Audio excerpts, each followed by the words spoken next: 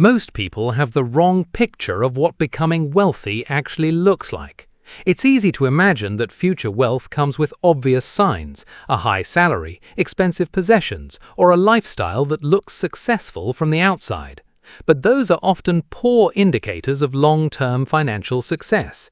In reality, many people who eventually build significant wealth spend years looking perfectly ordinary. They don't appear richer than everyone else. They don't always earn the highest income in the room, and they often feel as though they're making slower progress than the people around them. That's because wealth is usually the result of hundreds of small decisions repeated consistently over a long period of time. The habits that create financial freedom rarely attract attention while they're happening, but they become obvious when viewed over 10 or 20 years. In the UK, where living costs continue to rise and it's easy to compare yourself with others, it's surprisingly common to underestimate your own financial progress. Looking wealthy and becoming wealthy are often two completely different things.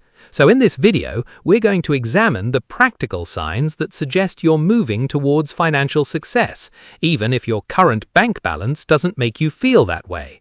These aren't personality tests or motivational slogans, they're behaviors, decisions, and patterns that have repeatedly separated people who gradually build wealth from those who spend decades chasing the appearance of it. Let's start with one of the biggest indicators that almost nobody notices. 1. You look at the numbers instead of avoiding them.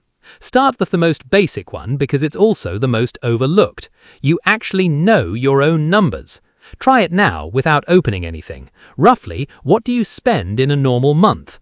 Roughly, what have you got saved and invested in total? Roughly, what, if anything, do you owe? If those figures surfaced with reasonable confidence, that alone puts you in a smaller group than you'd expect.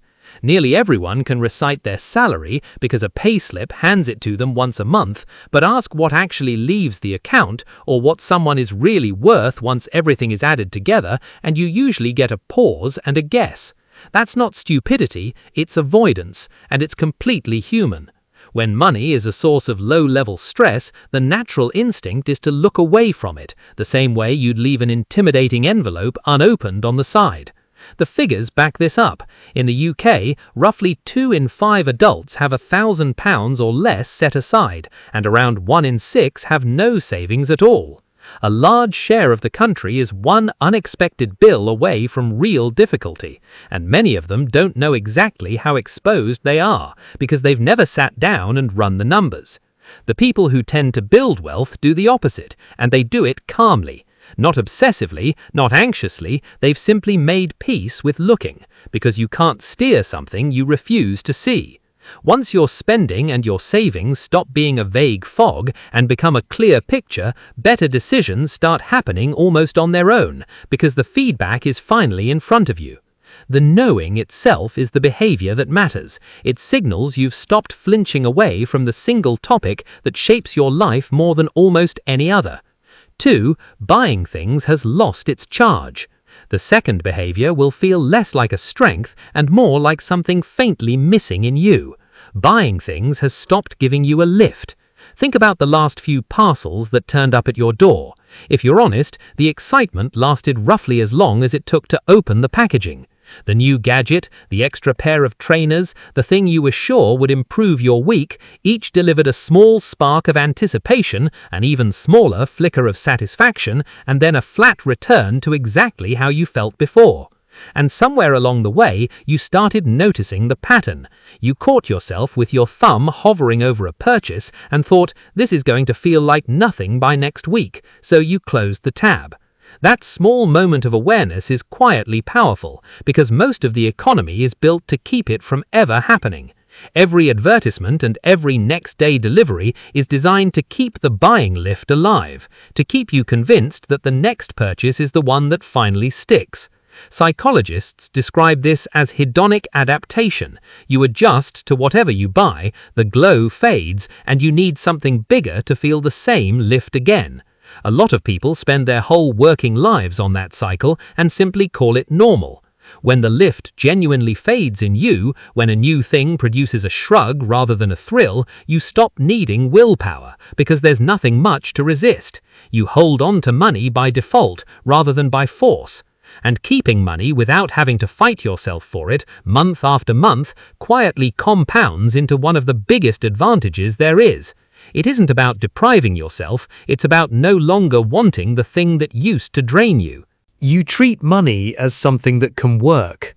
There's a specific shift in how a person thinks about money, and once it happens, it tends not to reverse. For most of us, money starts life as one thing only, something you trade your hours for and then spend. Work, get paid, pay for things, repeat. The people who build wealth over time reach a point where they start seeing money differently, as something that can be put to work and earn on its own. The first time you watch that happen, even on a tiny scale, interest landing while the Bank of England base rate sits around 3.75%, or a long-term investment drifting upward while you get on with your life, it reframes something in your head. You realize money doesn't only leave. Set aside sensibly, it can also grow. The behavior that follows is the real tell. You start caring more about that slow upward drift than about the next thing you could buy. You'd rather feed the pot that grows quietly in the background than get the short-lived hit of a new purchase. It isn't greed and it isn't grim self-denial, it's closer to a mild, healthy preference for the version of you that exists 10 and 20 years from now. This is also the point where your planning horizon stretches out. You stop asking what £100 can buy this weekend and start asking what it could become over a decade if you left it alone. That single change, measuring money in decades rather than days, is one of the clearest dividing lines between people who stay stuck and people who slowly pull ahead. It's worth being clear that none of this is guaranteed. Investments can fall as well as rise, and there's no magic in it. But the mindset of patience, of letting time do the heavy lifting, is a pattern that shows up again and again in people who end up comfortable. Your standards rise, but your spending doesn't chase them. Here's one that quietly separates people who earn well from people who actually keep it. When more money arrives, your spending doesn't automatically rush to swallow it. Watch what happens to most people when a pay rise lands. Within a few months, the extra has been absorbed, a slightly nicer everything, a few more subscriptions, upgrades that felt reasonable one at a time. The income went up, and the lifestyle rose to meet it exactly, leaving the same amount left over at the end of the month as before, not much. This is so common it has a name, lifestyle inflation, and it's the reason plenty of people on very good salaries have surprisingly little to show for them. The behavior that points the other way is subtle. When your income rises, some of it, not all of it, simply disappears into savings and investments before you've had the chance to build a life around it. You still enjoy some of the raise, you're not living like a monk, but a slice of every increase gets quietly captured rather than spent, so the gap between what you earn and what you spend widens over time instead of staying frozen. That widening gap is, in plain terms, the engine of the whole thing. There's a mental version of this too.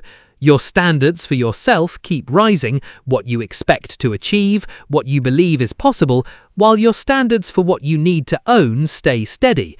Ambition goes up, consumption stays put.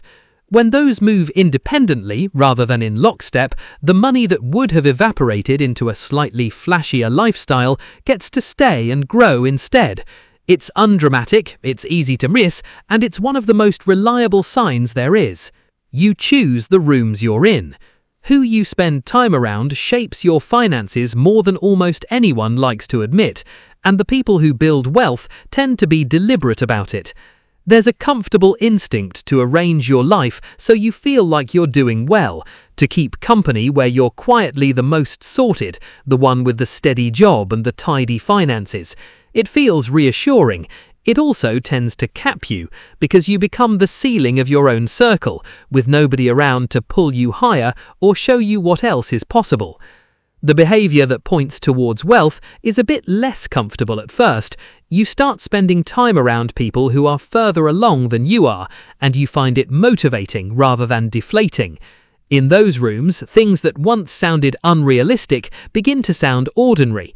Setting aside a serious portion of your income becomes normal. Talking openly about money instead of treating it as an awkward subject becomes normal. Your sense of what's achievable simply gets dragged upward simply by proximity. We tend to absorb the expectations of the people we spend the most time with, not just their habits, but their baseline assumptions about how life works. If everyone around you treats being stretched at the end of every month as an unchangeable fact of life, that belief settles into you too. If the people around you treat steadily building wealth as an ordinary thing that ordinary people do, that quietly becomes your normal instead. So, if you've started seeking out the people and the sources that make you feel a little behind, and you're choosing that on purpose and learning from it, you've found one of the most underrated advantages available to anyone. Number 6. You've stopped using money to manage other people's opinion of you. The last behavior is the most subtle, and it undoes a cost most people carry their entire lives. You've stopped spending money to shape what other people think of you. There's a version of nearly everyone that wants to be seen doing well. The visible badge, the noticeable label, the casually dropped mention of the holiday. And it's one of the quiet reasons plenty of people who earn a lot end up keeping very little. Signaling status is expensive, and it never finishes, because there's always a newer model and a smarter-looking version to move up to. You end up spending real money on other people's fleeting impressions, most of whom aren't actually paying attention. The people who build wealth tend to step off that stage, not because they've stopped enjoying nice things, but because they've worked out something that takes most of us years to feel. They'd rather have the money than have people assume they have it. Those are two completely different games, and a lot of the country is playing the more expensive one without realizing there's a choice. When the need to prove anything fades, a large and invisible drain simply switches off. You buy things because you actually want them, on your own quiet terms, and you stop paying the ongoing cost of impressing people who weren't thinking about you anyway. So, if you've noticed you no longer feel much urge to broadcast your wins, that you're oddly comfortable letting people slightly underestimate you, that isn't you thinking small. It's often the point at which the real, unglamorous accumulation gets room to begin. Look back over these 6 and one thread ties them together. Not one is about how much you earn today. Not one will make you feel wealthy this afternoon. Every single one is about the distance between how your finances feel and what's quietly true underneath them. That's the whole idea worth taking away. In a country where pay has barely kept pace with prices and a great many people genuinely are stretched, wealth isn't built in the moments that feel good. It's built in the ordinary weeks where nothing dramatic happens, where you might feel like you're barely keeping up, while patient habits you put in place keep working steadily in the background. Feeling behind and actually moving forward can live in the same person at the same time, and for a lot of people, they do. To be completely straight with you, none of this is a guarantee, and none of it is personal financial advice. Circumstances differ, luck plays a real role, and building wealth is genuinely harder for some people than others through no fault of their own. But these behaviors consistently show up in people who end up comfortable over the long term, and the encouraging part is that most of them are choices rather than accidents of birth. If you recognized several of them in yourself while watching, that's a fair sign you may be further along than your own worry is letting you believe. So, here's what I'd genuinely like to know from you. Of these 6, which one felt most like you? And is there a behavior you'd add that I didn't cover? Leave it in the comments, because some of the sharpest financial thinking I come across doesn't come from experts, it comes from people watching who've worked things out for themselves. Thanks for watching, and I'll see you in the next one.